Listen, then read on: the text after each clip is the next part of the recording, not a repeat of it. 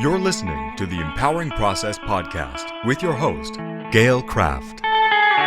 Listen as she holds frank discussions around how your purpose, being present, and trusting your power impacts your life.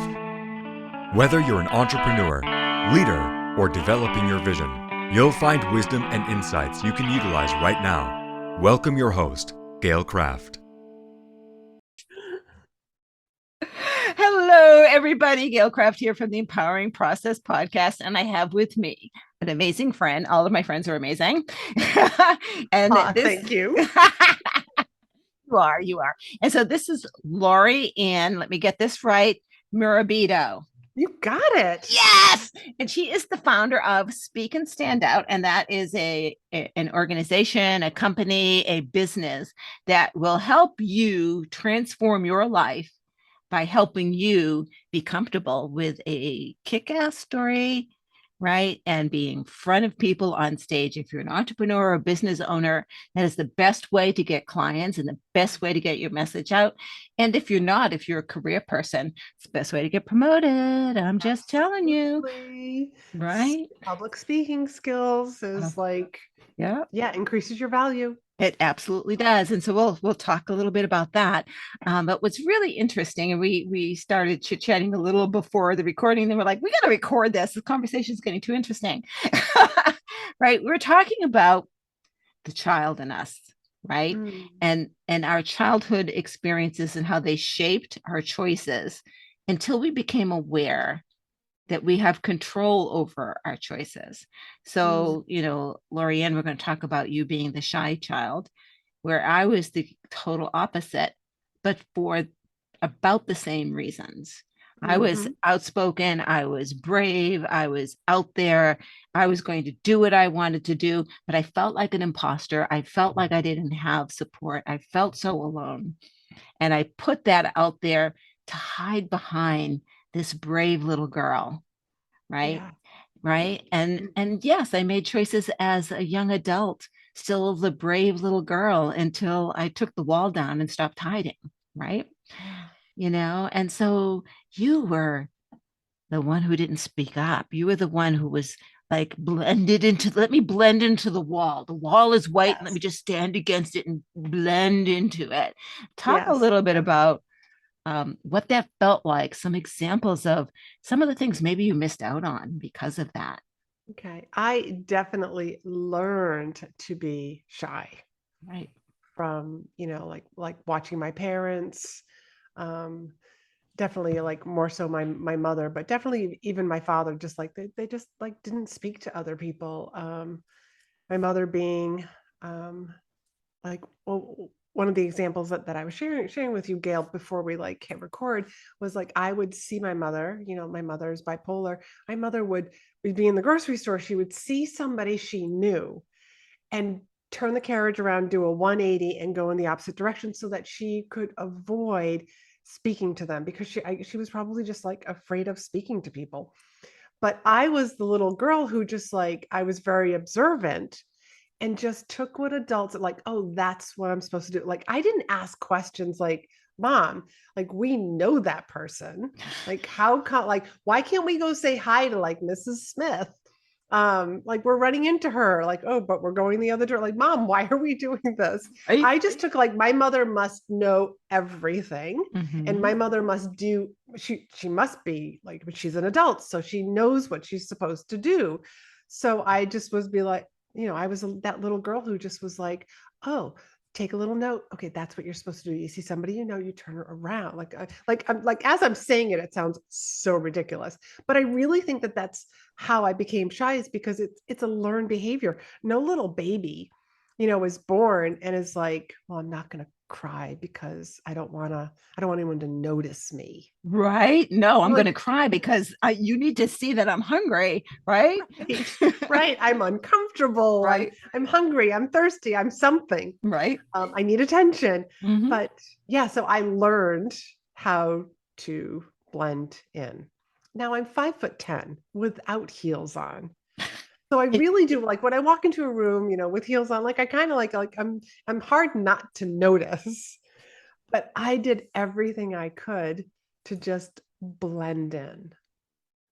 But everything from like wearing all black, Yeah. to just kind of like walking in there and just like not saying anything, or finding like the one person maybe that I know and just almost like sticking to their side like glue. And well, like if you're at a networking event, like you just put a smile on your face and like, oh, hi, like I'm totally comfortable here. And deep down inside, you're just like, is it too early to Right. leave? Right. I've been here 3 minutes. That's long enough, right? Right. I mean, that's the sort of person that I was. And just to share with everybody that there actually came a day, and I was in my late teens, where like I was working at a grocery store, I was working at Shaw's, and I was just like, like before your shift, like the afternoon stuff, like all of us are just like interacting. And I just remember seeing the way people were talking, and I just thought, I don't make eye contact, but I'm watching other people make eye contact. And I was literally like, this behavior of mine is not going to serve me in the long run. And I literally was just like, let me just try. Let me just try and look at people when I'm speaking to them, or when they're speaking to me. And let me just see so I literally like just tried it for a few seconds, noticed that the earth did not open up and swallow me whole. Nobody made fun of me for like looking at them while they were speaking to me, or while I was speaking to them. And I just thought, wow, okay, like I could do that for a few seconds. Maybe I could do it for a few more seconds. And that was Yeah. how I slowly kept taking the baby steps about just, and that's just making eye contact, you And know. it's the little things. So for me, the opposite spectrum, right?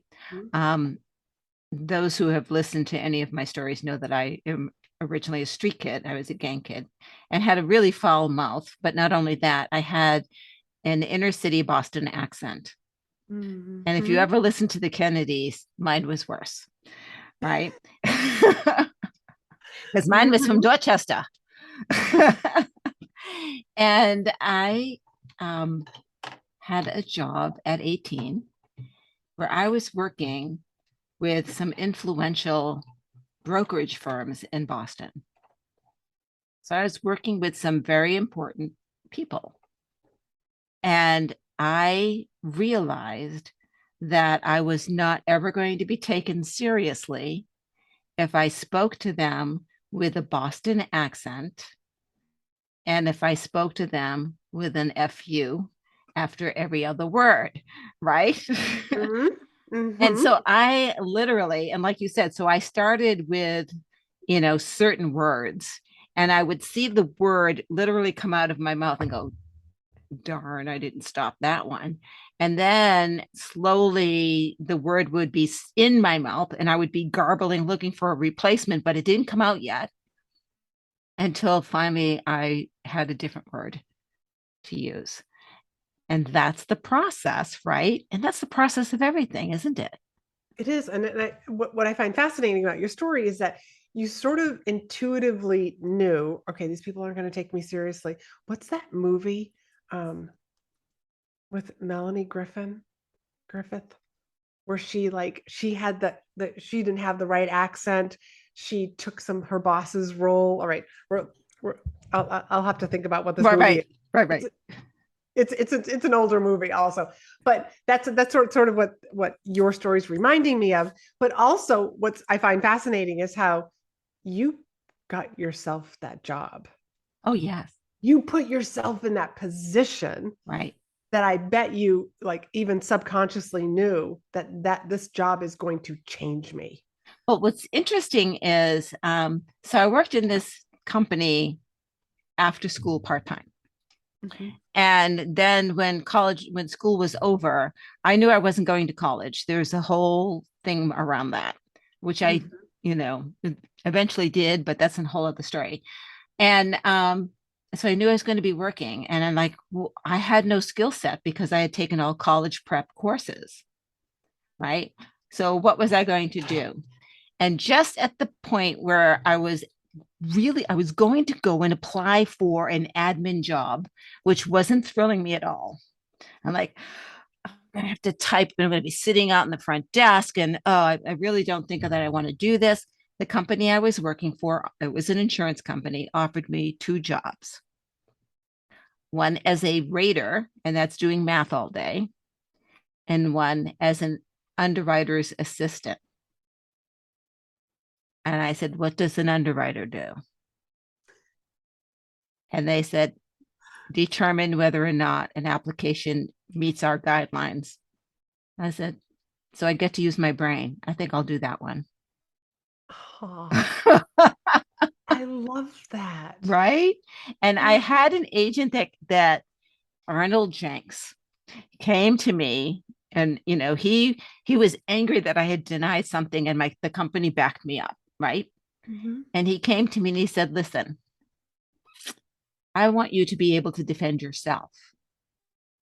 So let me teach you how to read the guidelines and understand the legality of what's being said, to understand the legalese, so that you and I can have a conversation and we don't go through what we just went through. Wow. Yes. Wow. Yes. How somebody believed in you and was willing to take the time Right. to essentially train you and teach you. Right. Right. Right. And and that's the type of thing. So what happened with you? So you tried out the looking into the eye thing. But I mean, Mm-hmm. how do you go from a shy girl to standing on stage? And guys, she stands on stage with her high heels and short skirts, and she looks like a knockout. She will take your breath Thank away. you. I'm going to hang around with you all day. So it was more baby steps. So like part of this journey of getting on stage was I took fitness classes, took these, choreographed aerobic classes, and I was the girl in the back of the room. Right. But I slowly started moving to the front of the room.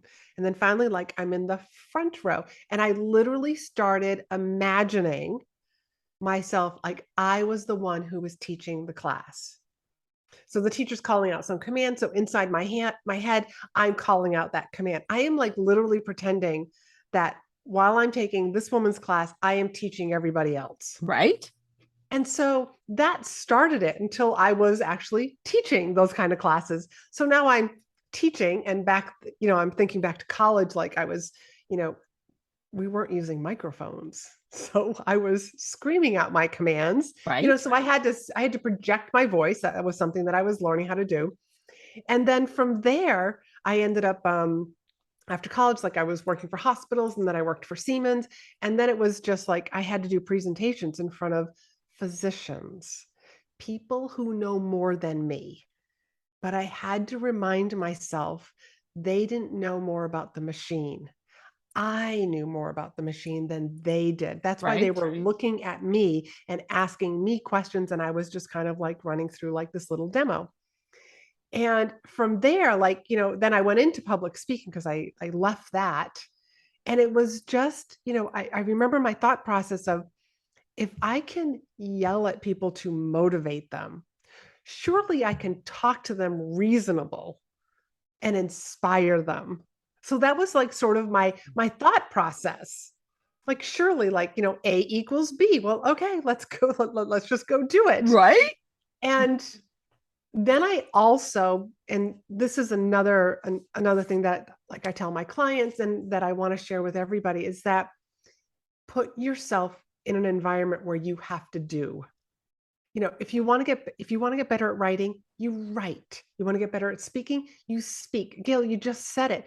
You took on this job and you were like, I have got to change the way I speak, drop the F-bombs, pronounce words properly so that people would take me seriously, because you're right, people were judging you based on your accent. Right. But I mean, that's just kind of the way that it is. Right. And so you put yourself in those positions. And there was a time where I was working with some other women, and we were crafting, when we were making an event, and they all just turned to me and they said, you do the speaking. And I just shook my head, yes. And inside I was just like, what are you doing? You're not the speaker. Right. But self-integrity is one of my highest values. If I say I'm going to do something, I'm going to do it. So I don't even remember thinking about, I'm not a speaker, I can't do this, I'm afraid, I right? was just like, oh, I said, yes, I got to do this. Right. Now, Gail, between you and me, because you've seen me speak, this was terrible.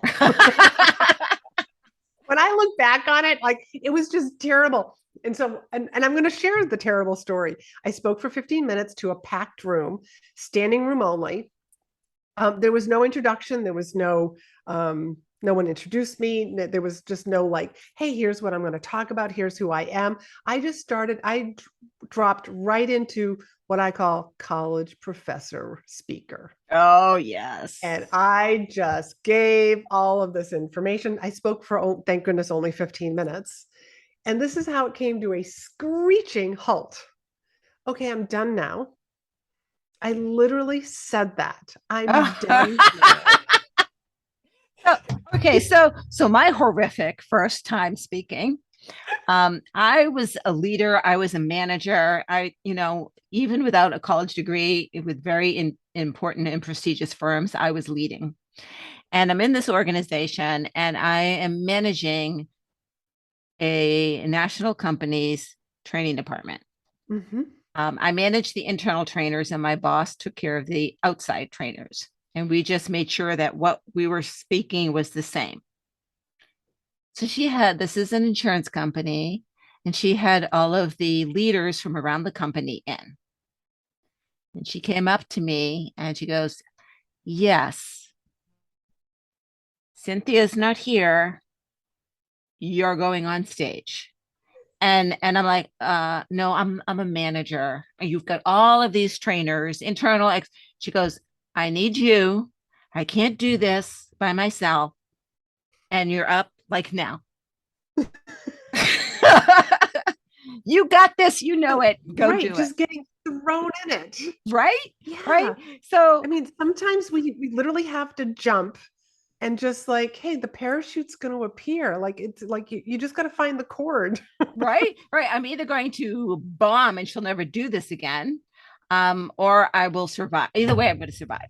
So I would say the first, typical 5 minutes, I was probably sweating bullets and a nervous wreck. But then I found myself drawing on the board, turning around and asking questions, answering questions, and drawing some more on the board, and then looking down and seeing her go like this because it was time to cut it.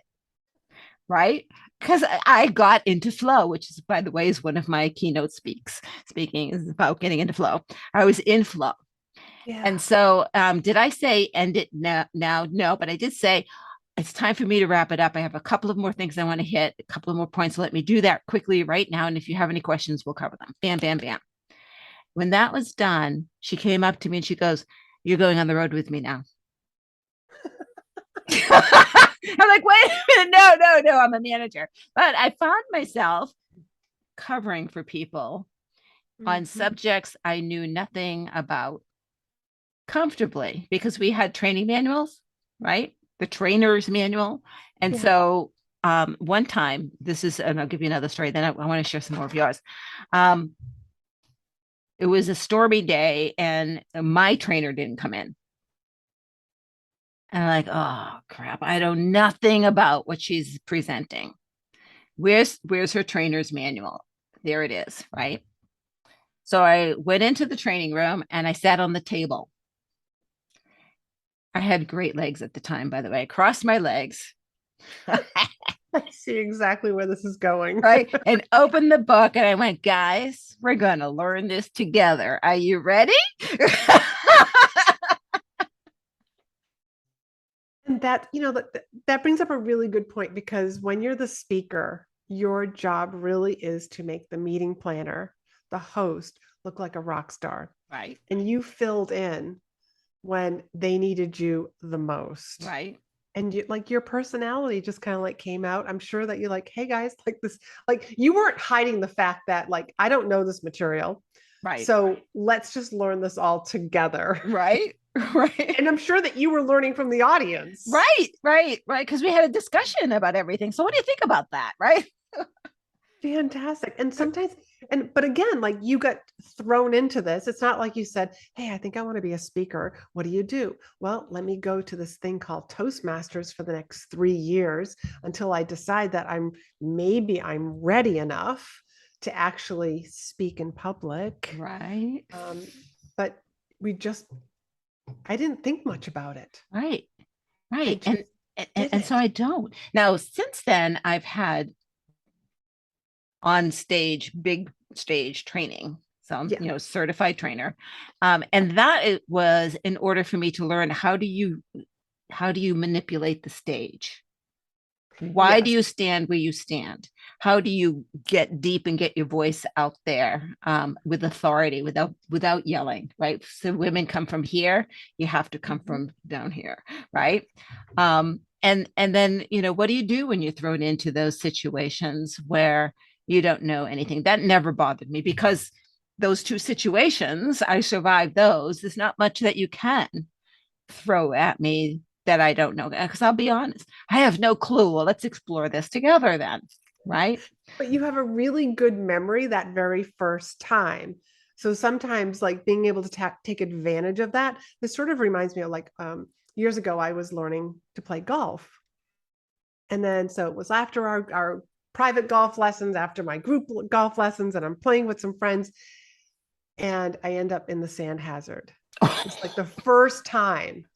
And I knew I had to approach this in a way that was not going to ruin it the next time I ended up in the sand hazards. And you know what? I got out. Right. First swing. Awesome.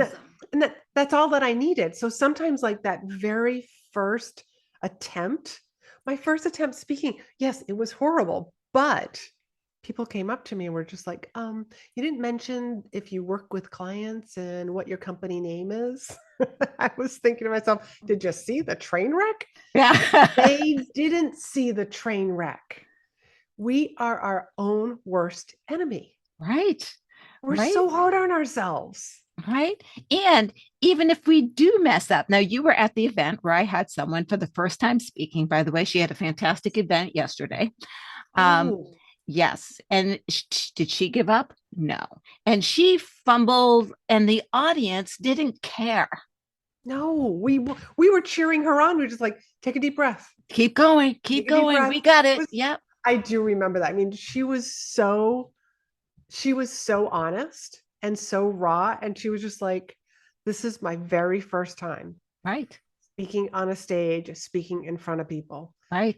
And I thought she did a fabulous job because she just she just did the thing. Right. And that was it because she had asked me if she could do it. She says, I've never done it before. I said, then you absolutely have to do it. Oh, Right. Right. Because you know, screw up something around friends. her. You're going to have friends there. Screw up around them. Yeah. Right. Right.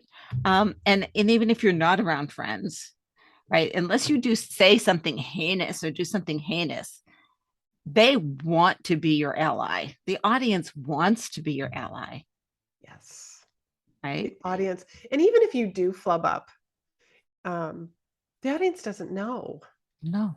I've got a client right now. She is preparing her signature speech for a big event. And it's going to be the first time that she tells her story. And she's so nervous about forgetting something. And I have to remind her that if you forget something, the audience doesn't know that you were going to tell them. So even if you tell them later on in the presentation, because you suddenly remember, like, well, that was a really important part. I got to make sure to share that. You get to share it wherever you want. You don't even have to say, hey, I meant to tell you this earlier. Like, because the audience doesn't know. They're just cheering. No. There's so many people that are in the audience that wish they could do what you are doing. Absolutely. I did my crafting the flow formula this past week. And I tell a Navy SEAL story in that because they are in flow. And I explain what that's all about. And I didn't tell it at the beginning. And usually that's where I slip it in so that people if the Navy SEALs get into flow, then maybe your company should get into flow. Right. Right. That's a good authority piece. Right. And right. Get, right. Buy-in. Right. And so I was doing some other stories of, my own flow stories. And I went, there's another flow story I want to, right? Because then I'm like, well, shit, I didn't tell this one, right? And it's just like, oh, here's one I think that you really buy into. You all know the Navy SEALs, right? Yeah, that's all. When it came to me, I'm like, yeah, so you definitely need to, because that is the authority story, Yeah. right? But the audience, again, the audience didn't know that you had that it was supposed that you originally anticipated or planned to have it in the beginning. Right. And that's Right. the whole thing about speaking is verbal art. That's what that's this is how I approach it, at least. I think it is verbal art. And who's, like, you had a different story, I'm sure, in the beginning. You and replaced it. absolutely, and honestly, it's again about getting outside of yourself, right? If you can put yourself in with the audience, put yourself in with your team, put yourself in with the person that you're talking with, put yourself in with your spouse, right? Put yourself in with your child, right? If you can put yourself into their position, right, then you can come up with the story or the conversation they need to hear right now. Yes, I think you have to get outside of yourself. Right. Because too many times when we're inside of ourselves, it's when we're inside of ourselves that we're saying, I'm scared. Nobody wants to hear what I have to say. Let me just blend in with the crowd. Like, let me hide my story. Let me hide my voice. Let me keep quiet. That's all internal talk. But when Right. you get outside of yourselves and you're just like, but I'm going to be of service, because that's what I think got me to do that very first presentation. That was only 15 minutes, the one where I said, hey, I'm done now.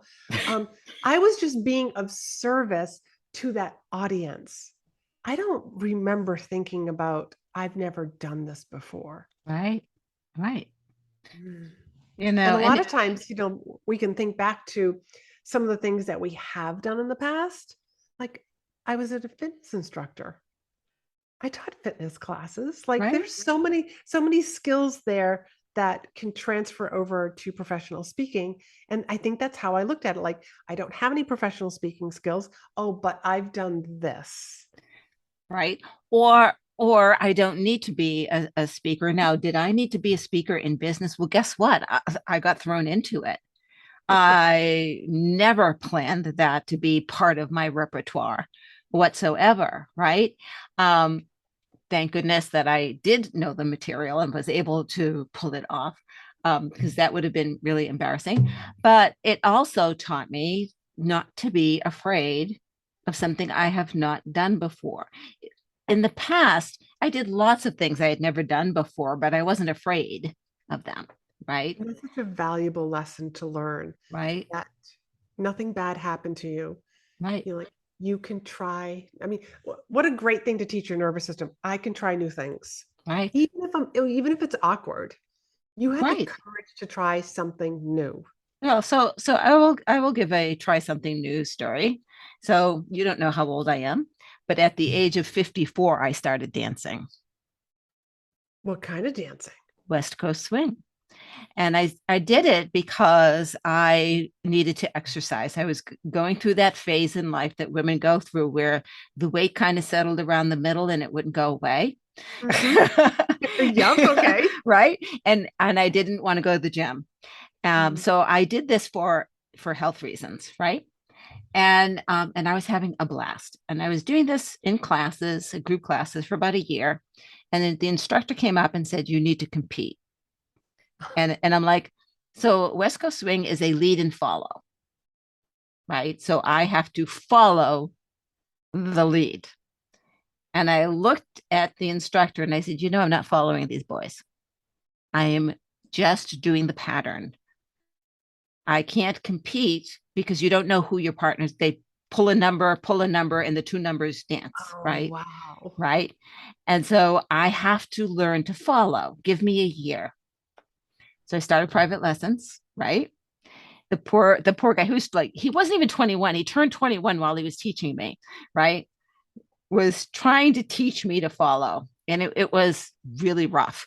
And so I went to another teacher. I still stayed with him for technique, but went to another and learned Argentine tango, because Mhm. in Argentine tango, the woman does nothing.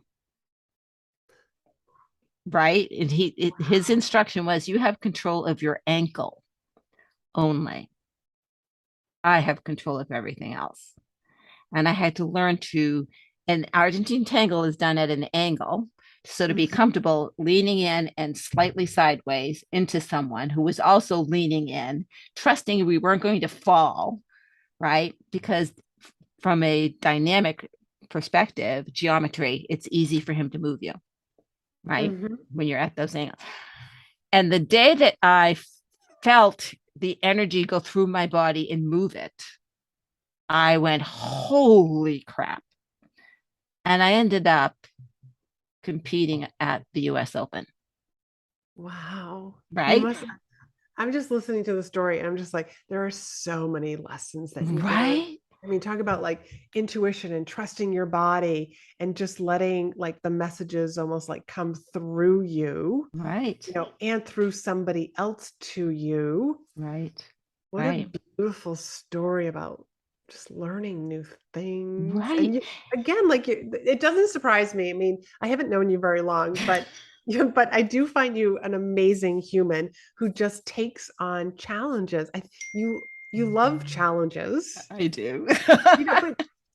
But you also, but I think that comes from many years ago as a young woman. Like I don't think you ever looked at anything as a challenge. It's fun.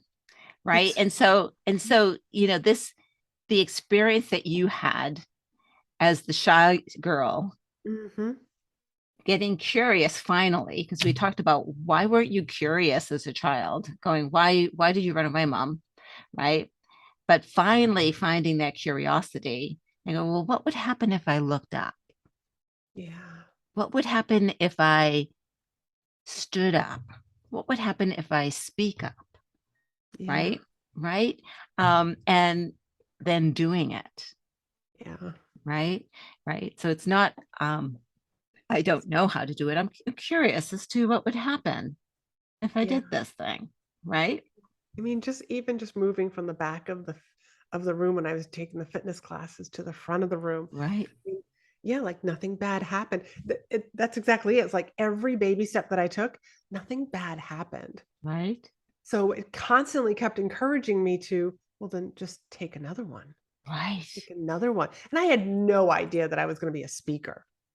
I had no idea that I would be speaking and coaching like executives, in leadership and now doing what I do. But I think that that's also the difference with like successful people is that they just constantly take that first step in front of them. Right. They kind of like, they got an idea of where they're going, but they don't exactly know how that path is, where I think a lot of people, what stops them is I need to know, I need to know the exact path. Yes. And so we'll get into coaching. So many people who come to me, I don't know what my calling is. I don't know my purpose. Right. You have to do. Oh my God. Right. I don't know. I'm like, no kidding. None of us do. Right. But we do have innate skills. Right. That's us. Right. And so I can help discover what's your gift. Right. And then ways that you can leverage that. Right. But our purpose here is to experience contrast and have fun. Yeah. That's our purpose, guys, because we learn and grow when we experience contrast. And when I say that, sometimes bad things happen. That's contrast, right? It's the universal law of polarity. It's only bad because, I mean, like without the bad, you don't know what the good is. Universal law of polarity, right? Yes, exactly. Right. Right. And so, looking at each experience as simply an experience. I had a friend who, and I won't talk about the training that she went through because it's one that I don't agree with, because they're in it for the money more so than the growth. But she said to me one time, "Oh, Gail, it's just information." Now, when someone is going through stress, and you say it's just information, if I mentally punched her in the nose, I will just tell you that. Mentally punched her in the nose, right? So, the pain is your body telling you something is wrong. It has nothing to do with the information that's coming. And I was in a situation that I should have gotten out of, and I didn't. So it had nothing to do with the information. Well, actually, the information is get out of Dodge, right? You're not in an environment that aligns with your values and your belief system. So you need to leave, right? The situations that are contrary or that are on the negative side, if you want, of the polarity are there to tell you what you do want. Yeah. It's right? about trusting your body. Right. Listening to your body. Right. Right. And then being brave enough to go get it. Yeah. Right. Because what Laurie-Ann just told you is to just take a little step and see what happens. Ooh, nothing much. Huh. Take another little step. Guess what? Huh. Not really anything happened. The world's still here, still turning, sun's still rising, still setting in the east and west. Everything is in order. So take another step. Now, and that's how we teach our nervous system new skills. Right. Consciously took baby steps. And that's exactly what I do with my clients, is just encourage them, holding their hand sometimes, like to take that baby step. Right. Take a baby step, take a baby step, take another one. And oh, look, you just took a giant step. Right. And that's what happens, right? Right. My claim is success breeds success. Yes. Right. Because you start to see that you are capable. Right. And so this little shy girl saw that she was capable of stepping forward a little, one step, one line in front. I won't be in the last line. I'll be in the next to last line. All right. I'll be in the second from the front line. Oh my goodness. I'm getting close now. Oh, I'm going to be in the front line. You know what? I'm going to be in front. Right. I mean, you moved all the way up to in front. Yes, I did. Right. Sometimes you got to raise your hand and say, I'm here. Yeah. Yeah. And so what if you're wrong? Right. And if you're around the people who aren't supporting you in the change, then that's not your tribe. Find new people. Find new people. And I'll tell you, I'll be really honest with you, Laurie-Ann, my first few years in business, I was afraid of growth because I knew I was changing and I was changing drastically, and that I was going to lose my friends. Right. That's a hard one. Right. And I lost family too. I didn't think I would lose family, but I did. I lost family too. And if you think about it, it sounds awful. But I'm telling you, look at the people who've come into my life. Anyone who is watching my podcast, look at the amazing people that I get to spend time with, because I'm not spending time with the people who don't want to change and grow. Yeah. I'm with you on that one. Right. I have, back in the day of the first digital Rolodex, there would be days that I would go through it. I would literally go through it and be like, yep, delete. If anybody sucked the energy out of me, if I saw someone's name that made me go, ooh, yep, they just got deleted. Right. I literally would draw a line, and because I somehow instinctively knew that the people that I was hanging around with were either going to raise me up or pull me down. Right. So who do I want to be with? Because I can't be with both. Right. You can't be with both. You can't be with both. And I'm actually doing that on social media now. Oh, good. Right. So those of you who have the FB accounts, I don't want to say it because, I'll be posting this on those accounts. They have this new thing for groups where you can do the @ sign and then everyone. Oh gosh, I hate that. If every group that has done that, I have come out of, I've left the group. If you're that lazy or that desperate for you to show up in my feed, then And that's the perfect word for it. If you are that lazy, because now it's just like, hey, everyone right, versus Gail, right, Laurie-Ann, like right, who would be interested in this? right, right, right. And when I have events, I go through and tag people, and I don't tag everyone. I was like, this is like, I would never invite you to an event. Let's say that I was training people on speaking. Why would I put, hey, everybody in here? I mean, come on, seriously. People invite me to their mastermind events or to their coaching events. I'm like, really? I can teach you. Right? Why are you Mhm. tagging me? Right? Right, Right? exactly. So I don't want to waste time. I really tag people who I think would benefit. But you're building relationships with people, Right. not I don't want everyone to be my friend, And I'm everyone not to be my selling to client. you. It's Right. and You're I just am, but it's because I think you will benefit from this. right. Right. It's just, you're deepening the relationship with each person that you are tagging for that specific event. Right. Right. And Right. that And goes a long way. it goes a long way. And I don't spam people, and I no longer email market people. Mhm. I told my email list, I said, guys, you're not going to get marketed from me anymore. I don't open any emails because everybody's marketing to me. So if I'm not opening them, why would I send you something I'm not opening? Yeah, very Right. nice. Mhm. Right. So you're not going to see my emails coming in marketing anymore. I will put it out on social media if you're interested. And if I don't pop up in your social media feed and you don't see it, then we don't talk that much anyway then. There you go. It's like, Right. you're basically drawing people in. It's like, if you want to be in my world, come Come over on. here. Come on. Right. Yeah. But I'm And not if you going to don't, that's force my world on you. no. And it's okay if you don't, because there are other coaches, right? I mean, Laurie-Ann, there are people that I've come across who say they want to be on stage, and I have given them your name and they probably haven't called. Nope. Um, oh yeah, lots of people that I've been, not just you, but other people have introduced me to people, and it's like, hey, here's my information. All you gotta do is book a call, and like, crickets. Yeah. Right. And I It's and like, I it's absolutely just get a conversation. right. I absolutely. So this is not unusual.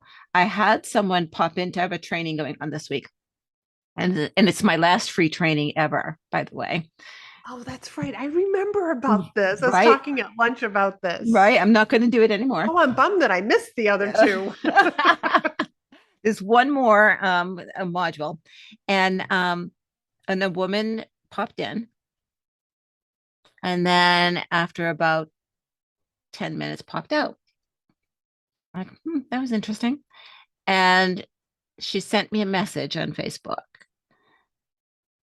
I don't think this was what I'm looking for. And she gave me what she was, her pain, Mm, like definitely coaching. So I responded, you're right. A class isn't what you need. You need someone who can listen to your specific issues and work with you specifically. Why don't we do a complimentary session to see how we would work together? Crickets. Right? Are you kidding me? Now, a marketer would say, go for it again, go for it again, go for it. You've got to reel her in, reel her in. And I'm like, what I do is not reel people in, right? I don't feel comfortable reeling her in. yeah. She put her toe in the water and it was cold, She'll come right? around when She it's time. needs to put her whole foot in the water for a second, not just, or for a minute, not a second, Yeah. right? And that's the same thing for you. You're helping people face themselves. And it's not for everybody. And And it's I'm not for everybody. no, But the clients that I work with, they have a tendency to stick around for a long time right, because they want to do the work. They want to overcome their fear of public speaking. They want to get their message out there. They just want to craft their story. They want to be heard. They want to right, inspire people. They want to get promoted. right, promoted. Yes, They want to there's be so many people who get passed over for promotions because they're not willing to speak up in meetings or run a meeting, or like, they're just so afraid right, of speaking. And it, so interesting. You and I should probably collaborate. I We're gonna had have lunch again soon. I know it's time, We'll and talk. maybe not at the winery, someplace different. And I've had many folks, wanting to work with me to go up a notch, but this one particular gentleman was a strategic thinker, so I didn't have to work on that. Had no problem running meetings, very articulate, no problem with that, except the conversations he was having, both on LinkedIn and in his communications and in business, were very data driven. Mhm. So they were very, data level, even though they had a strategic purpose. And I worked with him on upping his language, right? Right. You're not going to be a CEO or a CFO or a COO or whatever O you want, right? If you are holding this kind of conversation, right? So we did a lot of work, and then the types of um, allegiances and alliances he needed to make. Now he is a C level now. No, he's definitely is a C For level, him. but But he did the work. right. We worked daily, Yeah, he raised his hand and said, I want to do this. I want to and do right, the work right, to get to point B. right, right, and and it's not for everybody, and that's okay. There's no shame. There's no blame, right? Not everybody is going to be a leader in their business or in their career, but you are a leader in your life. Yes. Always, in some Well, role, a and if leader you in your can't life. lead yourself, you can't lead others. Right? Right, exactly. So, Laurie-Ann, if people wanted to get in touch with you and talk to you about what it's like to stand up and be heard. They can find me over on my website, which is speakandstandout.com. I hang out on LinkedIn and Facebook and also Instagram. Those are my three main social media platforms. And just reach out. I would love to learn a little bit more about you and also what your goals are. And I will share with you if you are a good fit for one of my three programs. Awesome. Fantastic. Thank you, Laurie-Ann. And Shy Girl now speaks up. That's right. That's right. This is Gail Thank you. Kraft. Thank you so much from the Empowering Process podcast. And if there is something in this episode that really resonated with you, let us know. Make a comment. If you have a question because of this, let us know. Maybe we'll get back together and talk about that question. If you know somebody who could benefit from this, share it out to them. Let them know that we have someone here who is fantastic at what she does. And always, always, always like us, subscribe to us. Let us know that you care, because we do. Bye-bye. Thank you for listening to the Empowering Process podcast.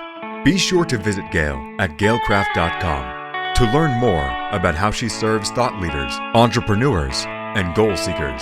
And remember, if you like this broadcast, be sure to share and subscribe so you don't miss an episode.